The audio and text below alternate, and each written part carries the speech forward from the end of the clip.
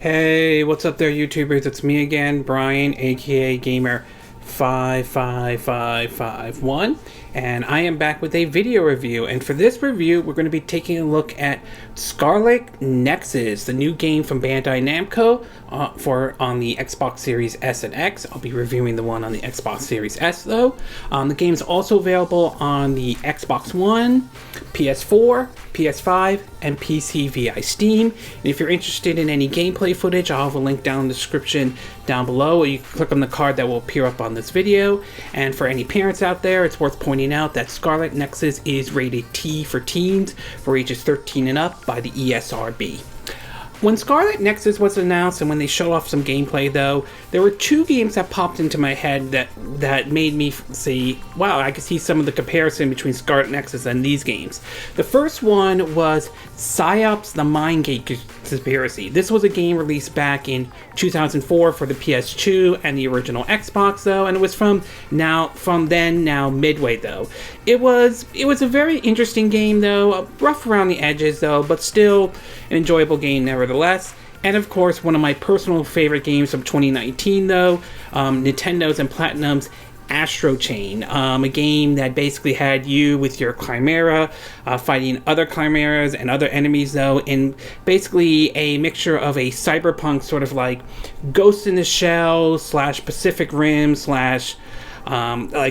really anime style of approach. It was a really fun game back then though. So when hearing Bandai Namco announce these games, those were the first two games that sort of popped into my head when I saw Scarlet Nexus though. And when they released the demo though, I decided to give this game a try, and I will say my time with the demo was good. I thought it was a very good game and all. So now that the game is officially out and been spending some time with it on the Xbox Series S though, I will say that my opinion of the game hasn't changed as much though. I still think it is a good game or a good action RPG nevertheless, with some few caveats here and there. So why don't we get started with the pros and cons, and we'll start off first with the pros. And the first one I want to say is the combat and the controls. And I will say I really like the approach to the game's controls and combat though. They're very, to me, at least to me though, easy to use though. You basically have your regular attack, and then basically you have your psychic or your certain powers though. Your main character, regardless if you pick the male or the female character, have the ability to lift objects and throw it at enemies and so forth, but you also have other abilities as well, and some of that will depend on who's who's on your team. Some enemies have the ability to have pyrokinesis, where you can attack certain enemies with a burn ability. Some enemies might be weak against them, often referred to as the others though. Other abilities may have you go through walls, or maybe you have to see through enemies that might be invisible, or making yourself invisible as well, or electric power and so forth. So you have, depending on which characters you have in your squad, you have different abilities, and you can use those to attack the others, as like I mentioned, the enemies in the game though.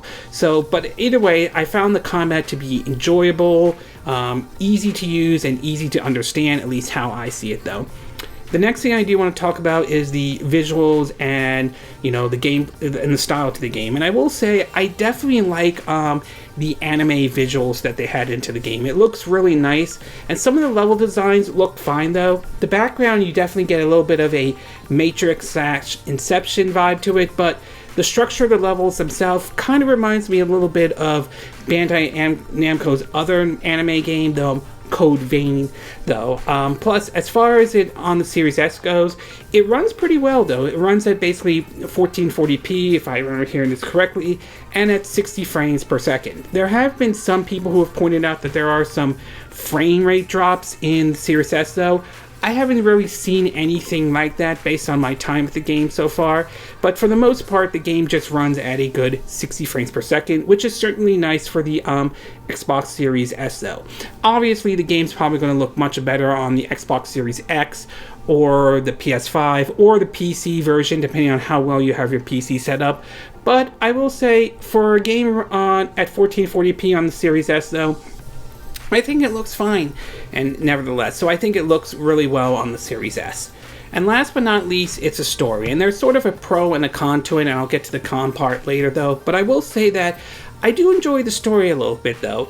It has a little bit of that Astral Chain vibe to it, though, and that certainly isn't necessarily a bad thing, though. It's basically the remnants of humanity trying to survive this outerly world attack from it, like this, often referred to as the Others, to be exact. So it certainly is so it certainly has a bit of that Astral Chain vibe to it, though, and that's certainly, to me, is sort of a good thing, though. So it's definitely, I do enjoy the story, even if some of the stuff are sort of cliche stuff you might see in animes here and there. It is still an enjoyable story, nevertheless. So its story itself is good, it's not bad at all, and I like the fact that it has a bit of that Astral Chain vibe to it, though.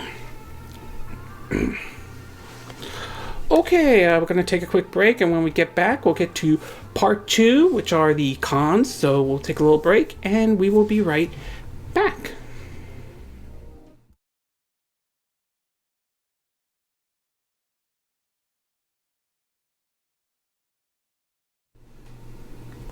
Okay, and we are back with part 2 of our video review of Scarlet Nexus for the Xbox Series S and X. As I mentioned before, I'm basing this off of my time with the Xbox Series S, though.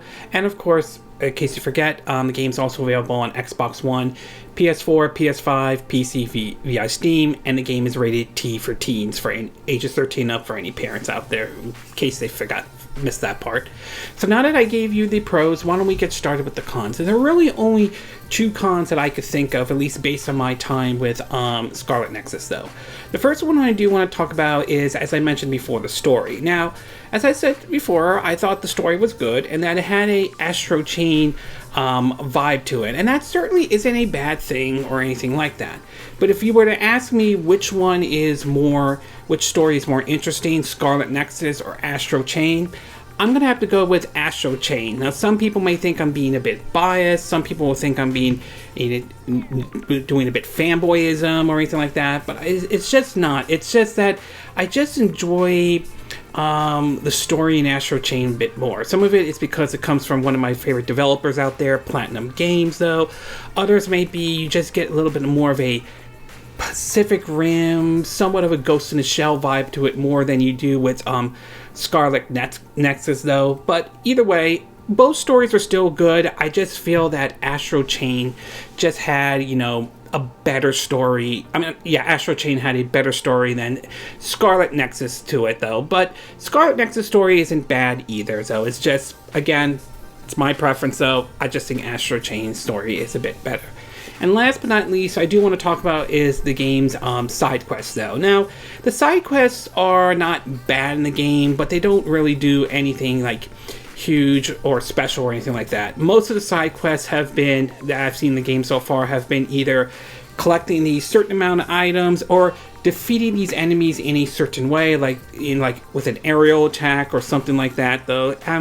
And most of the rewards you get in the game are either, items to even base, and sometimes possibly, different weapons and all that, though. Although you could buy some of these weapons or exchange to upgrade your weapons a little bit in the game. There is a shop in the game, to be exact. But to me, the side quests aren't really anything special or memorable. Some of these are like you might defeat a certain enemy along the way, or you might pick up an item and suddenly you just complete it, though. Hell, there are times when I've done a side quest and you know what?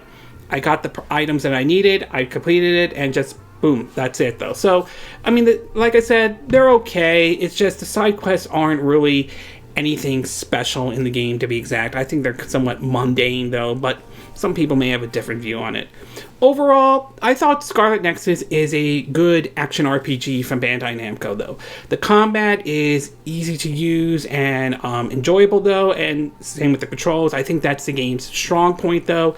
The game looks great with its anime style to it, and it runs pretty well on the Xbox Series S, even though it may not be on the same level as, say, the Xbox Series X or the PS5, though. But it is nice the game runs at 60 frames per second, though. And the story is good, though. It has an Astral Chain vibe to it, which certainly isn't a bad thing. But like I said before, I thought Astral Chain's story was somewhat better than Scarlet Nexus, though. I'm not suggesting Scarlet Nexus' story is in any way terrible or anything like that. I just think Astral Chain's story is somewhat better though, and as I mentioned before, the side quests are okay, but nothing really special or anything like that. Most of them are just either fetch quests or defeat this certain amount of enemies, and you sometimes, not all the time, but sometimes you could do that as you progress through the story and all. But, I mean, they're not terrible or anything like that. But either way, Scarlet Nexus is still an enjoyable game on the Xbox Series S, though, or regardless of whatever system you pick up, though. It's worth taking a look at, especially if you are a action RPG fan, though, or something to play as you wait for the upcoming next Tales games from Bandai Namco. But in either way, it's worth trying out and taking a look at it, though.